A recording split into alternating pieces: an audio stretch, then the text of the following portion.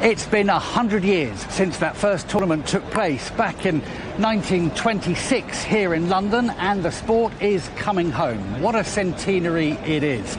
It's changed, of course, enormously over the last 100 years. Back then, it was only a few pioneering nations were involved, but now, 100 years later, the whole world seems to love table tennis. It's a real Olympic sport that's capable of filling Olympic stadiums. And of course it coined that term table tennis diplomacy.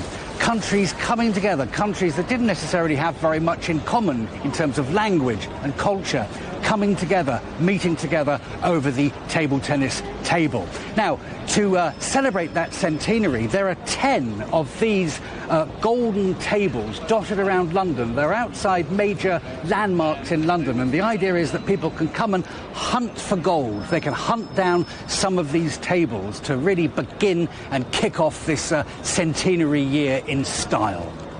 Table tennis has grown in the last 100 years to become a real global game, televised across the world, particularly in Asia, and we've got hundreds of millions of people now playing our sport.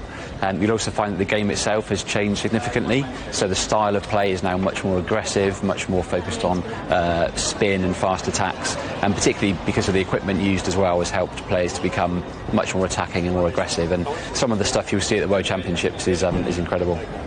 And of course, once these celebrations are out of the way, it's time for the tournament itself. 64 men's teams, 64 women's teams, all competing in London over the next few weeks. And when that's out of the way, all eyes turn on the World Cup, which takes place in Macau.